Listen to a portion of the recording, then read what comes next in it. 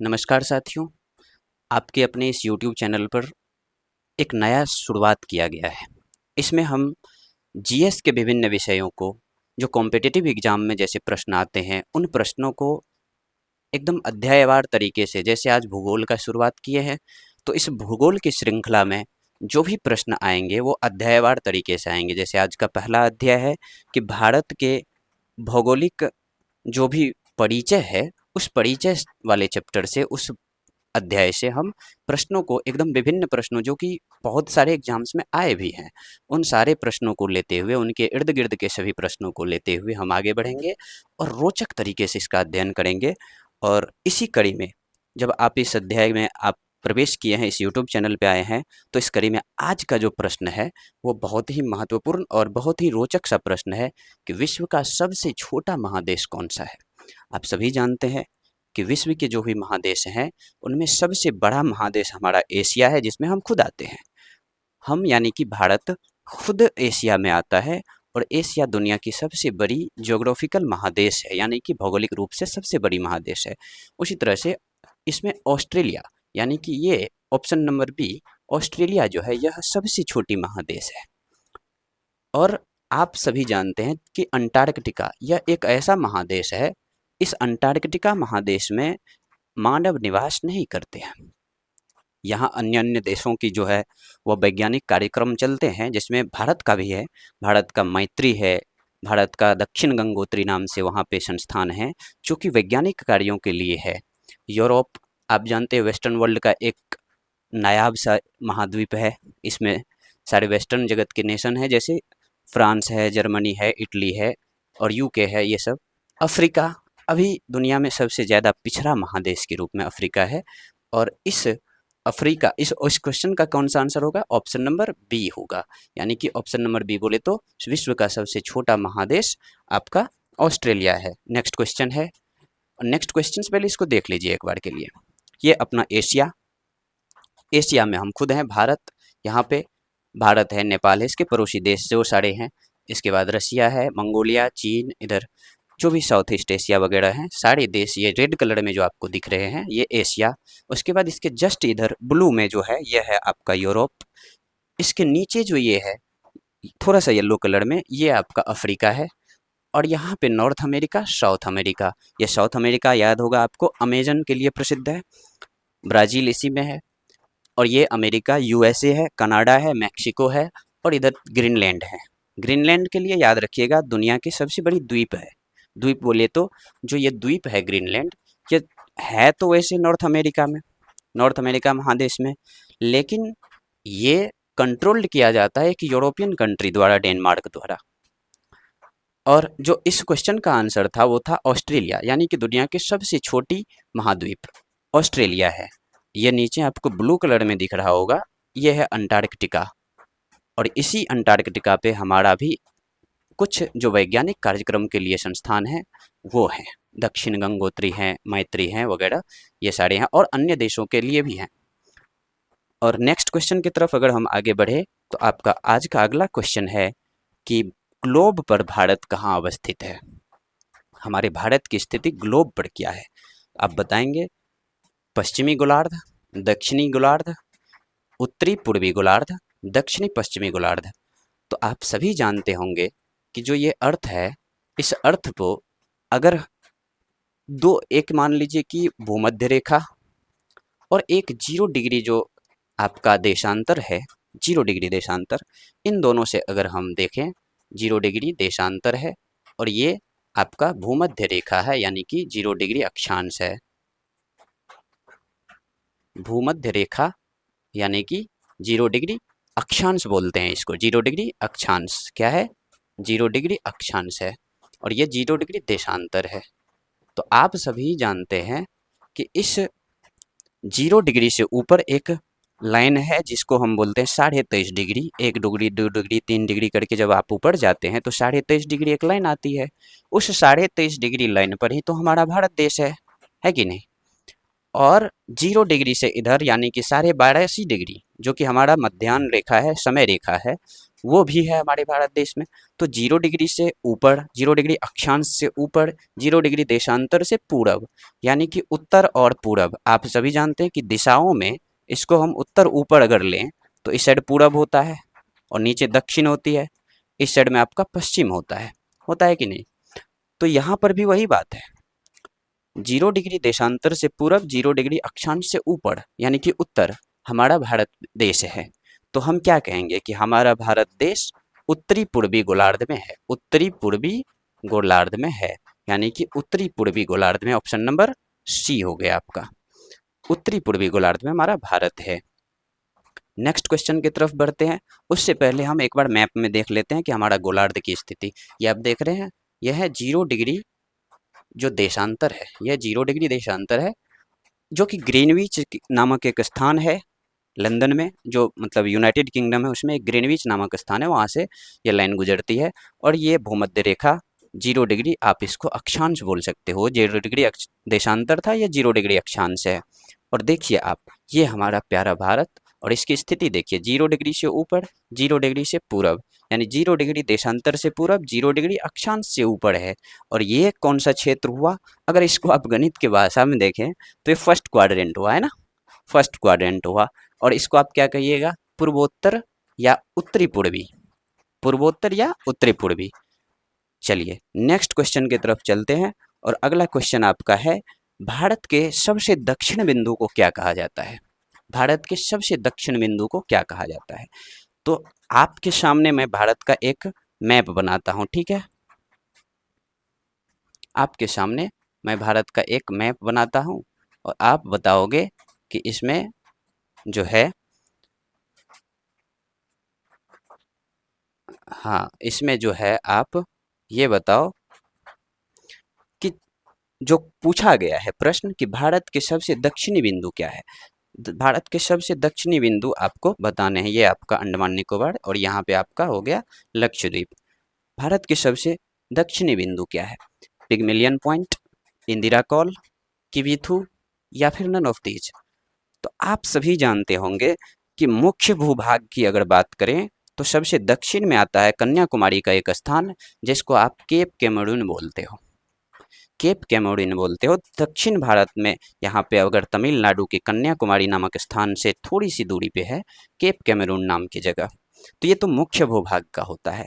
लेकिन आप सबको याद होगा कि यहाँ पर जो अंडमान निकोबार द्वीप समूह है, इसमें सबसे नीचे एक जगह है जिसका नाम है इंदिरा पॉइंट।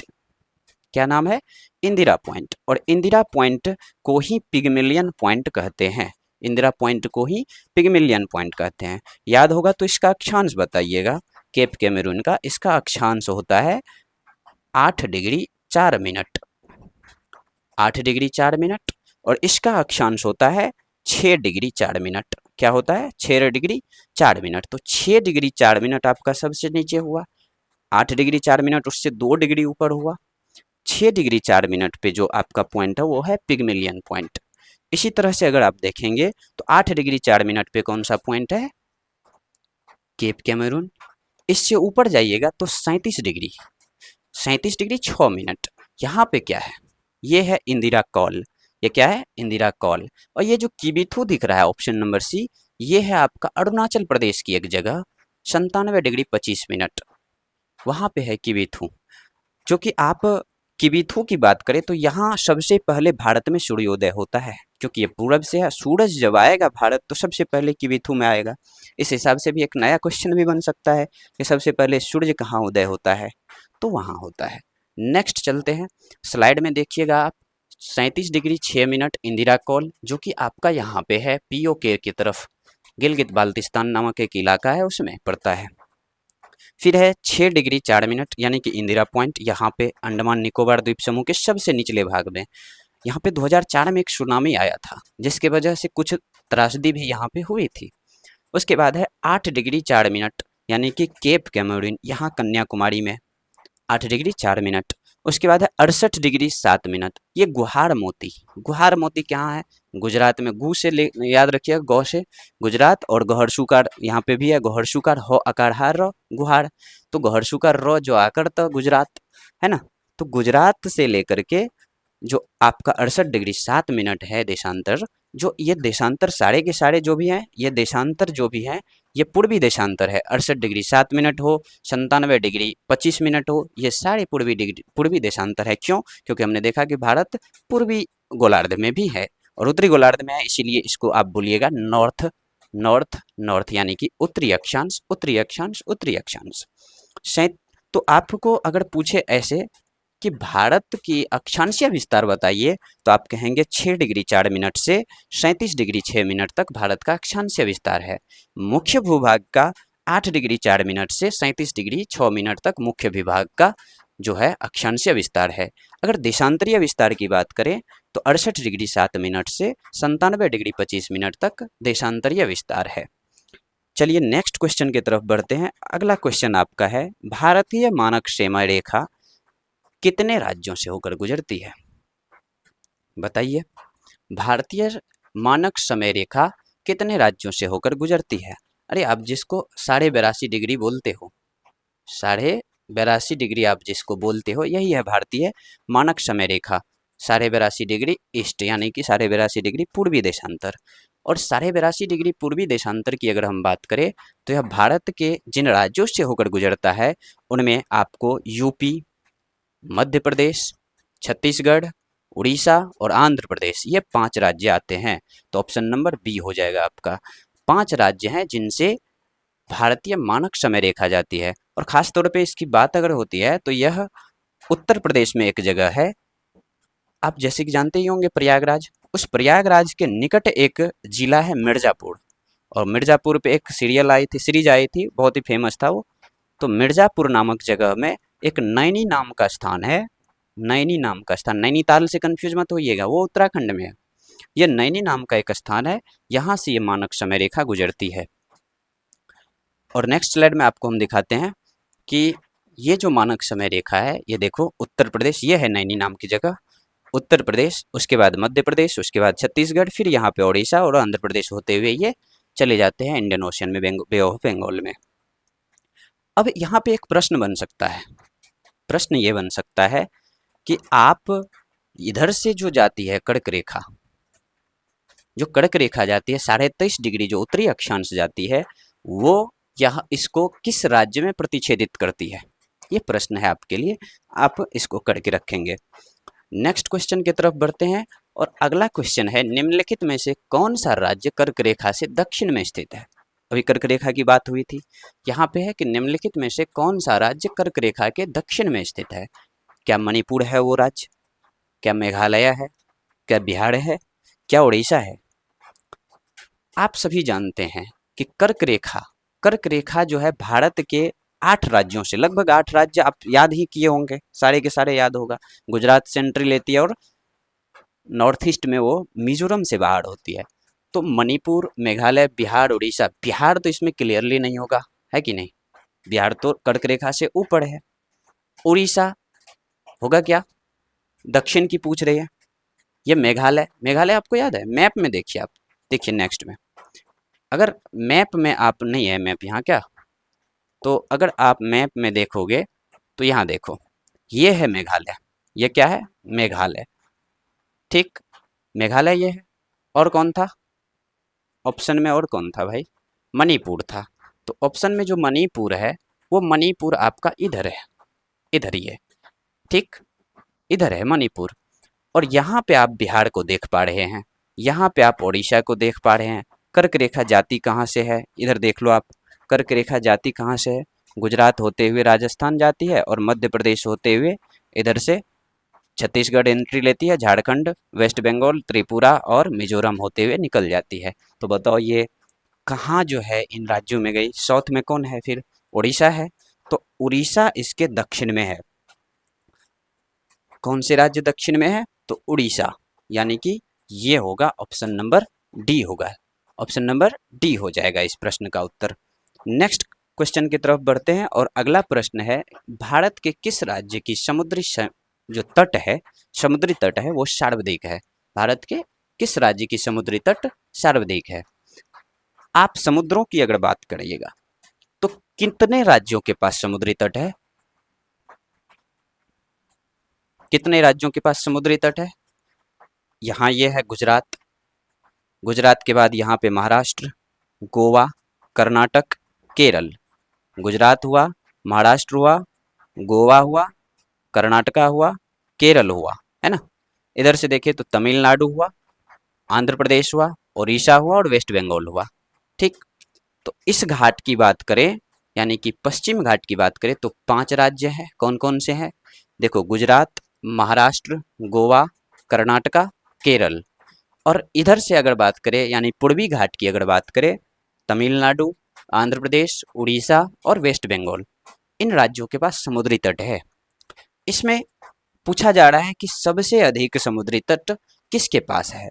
तो आपका जो ऑप्शंस हैं वो है कर्नाटका, आंध्र प्रदेश, महाराष्ट्र, गुजरात।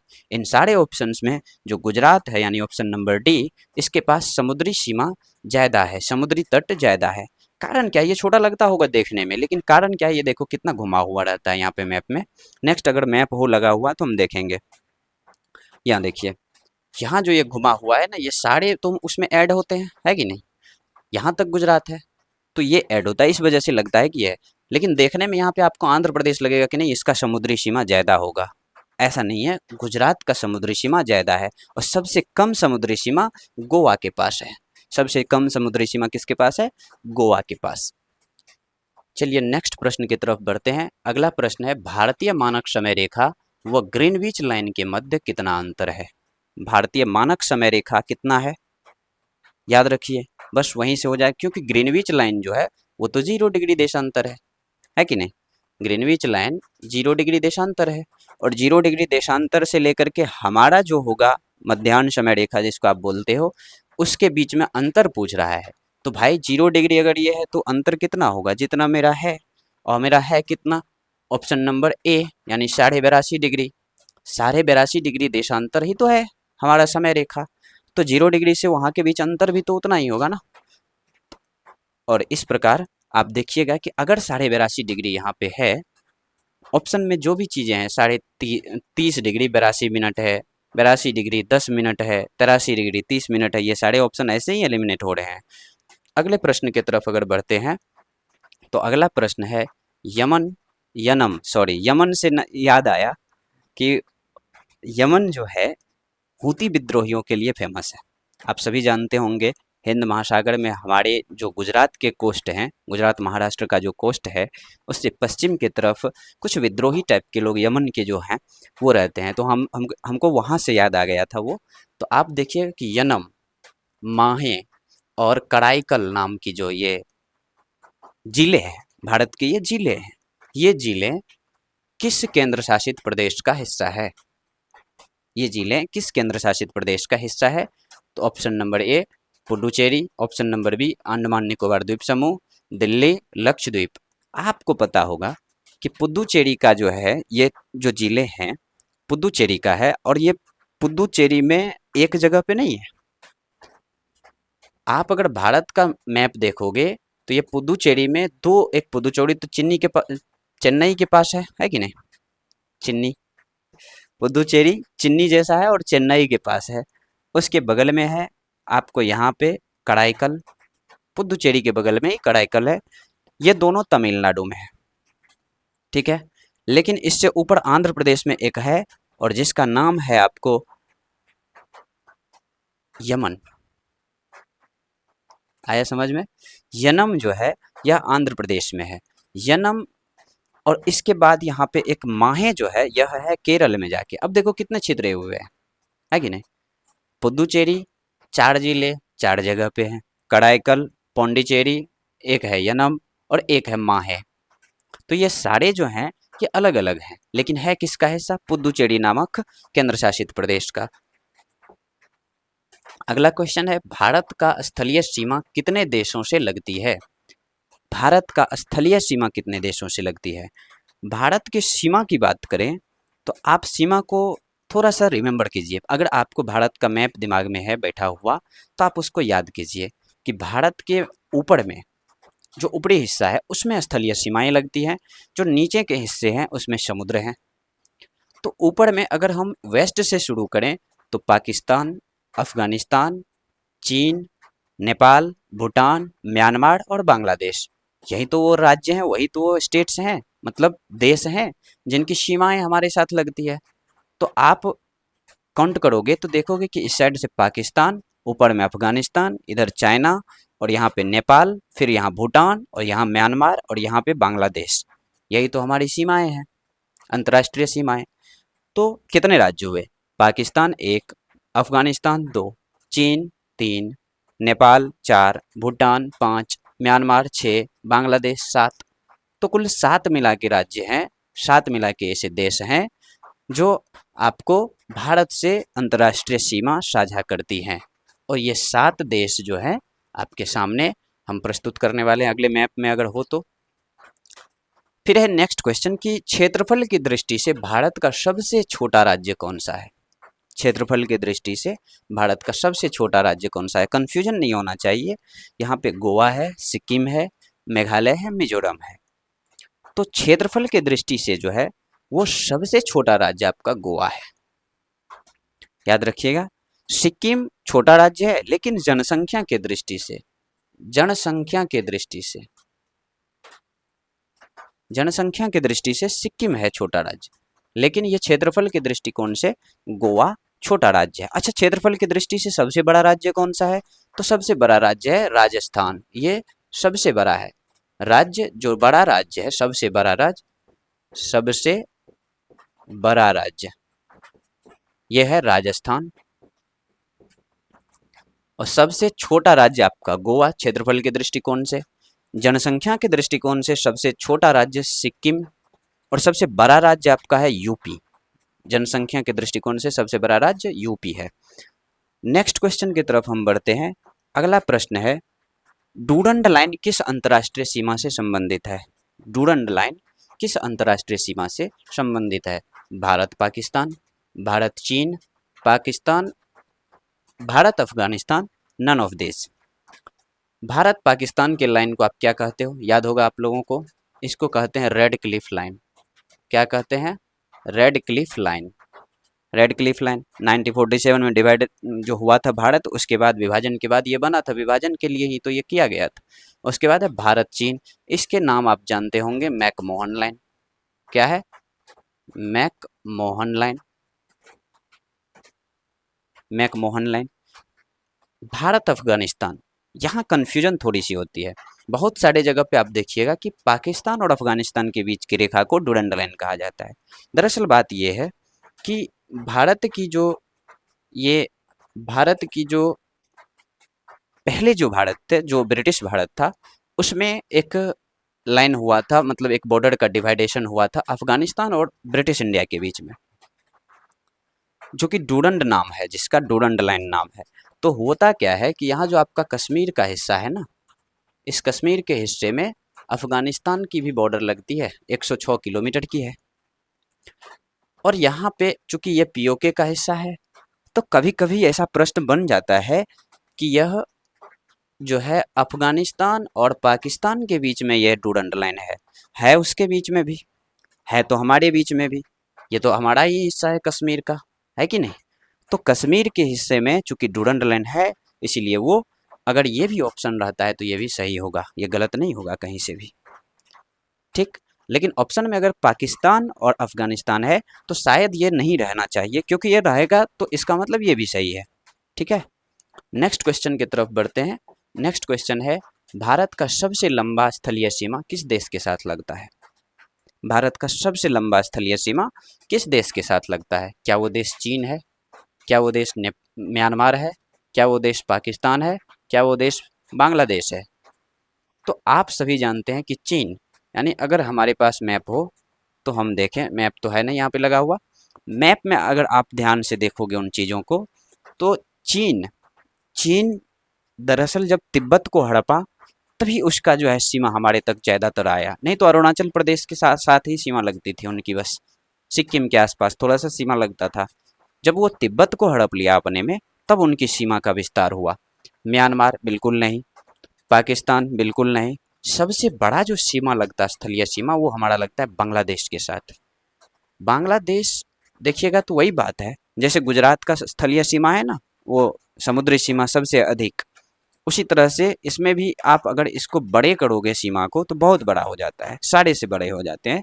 चीन से भी बड़ा, पाकिस्तान से भी बड़ा, सबसे बड़ा सीमा जो है बांग्लादेश के साथ हमारा लगता है। अगले प्रश्न की तरफ बढ़ते हैं। अगला प्रश्न है दक्कन पास या दक्कन चैनल किसके किसके बीच है? अंडमान, लिटिल अंडमान और दक्षिणी अंडमान, फिर है मालदीव और मिनिकॉय, फिर है लक्षद्वीप और मालदीव। बताइए क्या होगा इसमें? तो इसका सही आंसर आपका जो है वो हो जाएगा दक्षिण अंडमान और लिटिल अंडमान। इसके बीच में आपको दक्कन पास या दक्कन चैनल मिलता है। इसको कभी कभी दक्कन पास कहते हैं, कभी कभी दक्कन चैनल कहते हैं। इसको सबसे विस्तार के रूप में आप यहाँ पर देखिएगा कि 6 डिग्री चैनल, अगर 6 डिग्री चैनल की बात करें, 6 डिग्री चैनल की बात करें तो यह ग्रेट निकोबार और सुमात्रा को जो है डिवाइड करता है। ग्रेट निकोबार और सुमात्रा के बीच में, सुमात्रा क्या है? सुमात्रा एक आइलैंड है। किसका आइलैंड है? इंडोनेशिया का आइलैंड है। इंडोनेशिया का एक द्वीप है सुमात्रा। तो सुमात्रा और ग्रेट निकोबार को अलग करने वाले जो चैनल है 6 degree channel. 8 degree channel Maldives और मिनिकॉय को अलग करता है। अच्छा, मिनिकॉय क्या है? मिनिकॉय हमारा ही हिस्सा है। मिनिकॉय हमारा ही हिस्सा है जो लक्षद्वीप से नीचे है, थोड़ा सा एक द्वीप है। 9 डिग्री चैनल मिनिकॉय को लक्षद्वीप से अलग करता है और 10 डिग्री चैनल अंडमान निकोबार द्वीप समूह से जो है अंडमान को निकोबार से अलग करता है। 10 डिग्री चैनल क्या है? अंडमान से निकोबार को अलग करता है। 6 डिग्री चैनल की बात करेंगे तो ग्रेट निकोबार को सुमात्रा से अलग करता है। पाक जल संधि की बात करें तो यहाँ पे पाकिस्तान नहीं समझना है। पाक जल संधि बोले तो भारत और श्रीलंका के जो बीच में है, जहाँ पे आप वो राम सेतु की बात करते हैं, एडम ब्रिज की बात करते हो, वहीं पे मन्नार की खाड़ी जो है, वहीं उसी के पास में पाक जलडमरू है। और पाक जलडमरू जो है श्रीलंका को भारत से अलग करती है। और इसके बाद है कोको चैनल। ये देखो कोको चैनल, कोको चैनल जो है कोको द्वीप को अंडमान निकोबार द्वीप समूह से अलग करता है। कोको का क्या है कि कोको म्यांमार के कब्जे में है। कोको, यहाँ पे आप भारत को देखोगे, यहाँ पे अंडमान निकोबार द्वीप समूह है, यहाँ एक है कोको आइलैंड। ठीक है, ये कोको आइलैंड जो है ना, यह 70 के दशक में भारत सरकार ने म्यांमार के हाथ को दे दिया था, म्यांमार को दे दिया था, जिसके वजह से अब ये म्यांमार कितना चालाकी किया कि म्यांमार ने इस पे चाइना का कुछ मतलब इन्वेस्टमेंट करा दिया मिलिट्री टाइप से। तो अब बताओ कि कोको आइलैंड एक तो था हमारा, हमारी सर की दर्द हो गई है, वो सर दर्द तो है ना। मान लो म्यांमार को दिया गया, वो ठीक है, चलो भाई दिए, स्ट्रेटेजिक पॉइंट ऑफ व्यू से अब वहाँ पे चाइना बैठ गया है, तो ये तो दिक्कत की बात है। लेकिन फिर भी कोको आइलैंड और अंडमान निकोबार के बीच जो है आपका ये 10 डिग्री चैनल है, और इसके बाद 9 डिग्री चैनल है, 8 डिग्री चैनल है, 6 डिग्री चैनल। इन चैनल्स को आप सही से याद रखोगे ताकि आपको कन्फ्यूजन ना हो। कैसे? 6 डिग्री चैनल ग्रेट निकोबार को सुमात्रा से अलग करता है, 8 डिग्री चैनल मालदीव को मिनिकॉय से अलग करता है, 9 डिग्री चैनल आपको मिनिकॉय से लक्षद्वीप को अलग करता है, 10 डिग्री चैनल आपको अंडमान को निकोबार से अलग करता है। उसके बाद कोको आइलैंड है, कोको द्वीप को अंडमान निकोबार द्वीप समूह से अलग करने वाला कोको चैनल है, और दक्कन पास आपने देख ही लिया। तो इस प्रकार से सारी चीज़ों को आप एक एक करके पढ़ते हुए चलेंगे। अगर कहीं दिक्कत हो तो वीडियो को पॉज कीजिए, थोड़ा सा पानी वानी पी करके अच्छे से फिर से इसको रिस्टार्ट कीजिए। अगला क्वेश्चन है, ऐसे कौन से भारतीय राज्य हैं जो 3-3 देशों के साथ सीमा बनाती है? ऐसे कौन से भारतीय राज्य हैं जो 3-3 देशों के साथ सीमा बनाती है? क्या सिक्किम है वो? क्या पश्चिम बंगाल है? क्या अरुणाचल प्रदेश है? आप मैप को याद कीजिए एक बार। अगर आप मैप को देखेंगे, मैप तो इसमें लगाया ही नहीं, क्यों कहाँ लगाए हो भाई मैप? मैप को अगर आप देखोगे तो यहाँ देखिए, इसमें क्या है कि सिक्किम, ये देख रहे हो सिक्किम, ये देखो सिक्किम को। सिक्किम का क्या है कि इधर भूटान है, इधर नेपाल है और इधर ऊपर में चीन है। तो 3 देशों के साथ इसने लगाया सीमा। उसके बाद आप देखो ध्यान से, तो ये अरुणाचल प्रदेश है, यहाँ तक ये अरुणाचल प्रदेश का हिस्सा है। यहाँ देखो अरुणाचल प्रदेश का क्या है कि अरुणाचल प्रदेश इधर चाइना से लगा रहा है, अरुणाचल प्रदेश इधर चाइना से लगा रहा है, इधर आपको म्यांमार से लगा रहा है ना, इधर म्यांमार से लगा रहा है, और यहाँ पे भूटान से लगा रहा है सीमा। तो 3 देशों के साथ अरुणाचल प्रदेश भी सीमा लगाता है। देख रहे हो यहाँ पे सिक्किम, अरुणाचल प्रदेश, ये दो तो हो गए। अब कौन सा है? तो अब यहाँ पे ध्यान से देखो, अब आप देखोगे ध्यान से तो अरुणाचल प्रदेश और इसके अलावा जो आपका है वो है पश्चिम बंगाल। और पश्चिम बंगाल में कन्फ्यूजन इसलिए होती है क्योंकि यहाँ तो ये बांग्लादेश से ठीक है, इधर चलता है कि बांग्लादेश से है। ऊपर देखो यहाँ पे, यहाँ भूटान से लग रही है क्या? ये जो ऊपर सिल्लीगुड़ी कॉरिडोर से आगे जाओगे इधर, तो वहाँ पे सिल्लीगुड़ी कॉरिडोर से जब आगे जाते हो दार्जिलिंग वार्जिलिंग ये सब पश्चिम बंगाल का हिस्सा है। और यहीं पर आपको देखोगे कि यहाँ पे ये भूटान से भी सीमा लगाता है और इस साइड में आप नेपाल से सीमा लगा लेते हो। तो तीन देशों से सीमा इन्होंने लगाया। तीन देशों से सीमा लगाने वाले, तीन तीन देशों से लगाने वाले हमारे तीन राज्य हैं, सिक्किम, पश्चिम बंगाल, अरुणाचल प्रदेश, है कि नहीं? चलिए अगले प्रश्न की तरफ बढ़ते हैं। और लेकिन अगले प्रश्न को बढ़ने से पहले इन चीज़ों को आप स्क्रीनशॉट ले लेंगे ताकि आपको याद रहे, या फिर वीडियो को पॉज करके एक बार अच्छे से नोट कर लोगे, ठीक है ना? ये प्रश्न था, इसमें होगा इसका इनमें से सभी, है ना, इनमें से सभी। अगले प्रश्न की तरफ बढ़ते हैं। अगला प्रश्न है, भारत के ऐसे कितने राज्य हैं जो न तो अंतर्राष्ट्रीय सीमा बनाता है और ना ही समुद्री सीमा बनाता है? ये प्रश्न भी हो सकता है कि आप लोगों को थोड़ा सा घुमाए। मैप याद कीजिए, मैप के बीच में जो राज्य हैं उनको याद कीजिए, जो ना तो अंतर्राष्ट्रीय सीमा बनाता है और ना ही समुद्री सीमा बनाता है। ऐसे कितने राज्य होंगे? तो इसके लिए भी आपको शायद मैप ही देखना पड़े, है कि नहीं? तो आप मैप देखो, ऐसे कौन से राज्य हैं देखिए तो एक बार। ऐसे आपके पास जो राज्य हैं वो है, एक तो मध्य प्रदेश, ये तो ऐसे ही याद हो जाएगा। एक है छत्तीसगढ़, एक है झारखंड, है कि नहीं? तीन हो गया। हरियाणा, चार हो गया। और कोई है क्या? अगर है तो बोलो, और कौन सा है? और यहाँ पे एक तेलंगाना, तेलंगाना, पांच राज्य है। कौन कौन से? मध्य प्रदेश, छत्तीसगढ़, झारखंड और तेलंगाना तथा हरियाणा। ये सारे राज्य ऐसे हैं, ये पांच राज्य ऐसे हैं जो ना तो अंतर्राष्ट्रीय सीमा लगाती है और ना ही इनके पास कोई समुद्री सीमा है। तो इन प्रश्नों पे थोड़ी सी अध्ययन आप किया कीजिए, इन प्रश्नों को आप देखा कीजिए। ये आपका पहला अध्याय था। इस पहले अध्याय में हमने जो भारत की परिचय है, इस भूगोल की जो भी भारतीय भूगोल के परिचय है, उनसे जो प्रश्न हो सकते थे उनको हमने देखा है। नेक्स्ट जो भी वीडियो होंगे, प्रश्न आपको इसी प्रकार से मिलने वाला है। प्रश्नों के माध्यम से आप अध्यायवार तरीके से अध्ययन करोगे और बहुत ही इम्पोर्टेंट प्रश्न को इसमें हम चूज करते हैं ताकि उनसे जुड़े सारे प्रश्नों को हम किसी न किसी तरह से एक दूसरे से जोड़ करके आगे बढ़ते चलेंगे। तो अब आपके लिए एक कार्य है, वो आपके लिए ऐसे कार्य है, इसमें देखो पांच राज्य हो जाएगा इसका ऑप्शन, इसका जो आंसर है ये पांच राज्य हो जाएंगे। आपके लिए ये कार्य है कि यह जो हमने सीरीज शुरू किया है इसको आप देखें तथा दूसरों तक यह संदेश पहुंचाएं किस प्रकार की सीरीज चल रही है, जिसमें आपको बहुत ही ज़्यादा लाभप्रद होने वाले हैं। इस सीरीज में आप जीएस के जो भी चीज़ें हैं उनको अध्ययन करेंगे, साथ ही साथ मैथ लेकर के आएंगे मुकेश सर, और मैथ को बिल्कुल ही सरल तरीके से, बिल्कुल सरल तरीके से जीरो से उठा करके आपको पढ़ाने वाले हैं। और ये सीरीज लगातार चलेगा, तो इस पे आप विशेष ध्यान रखेंगे। जय हिंद, जय भारत।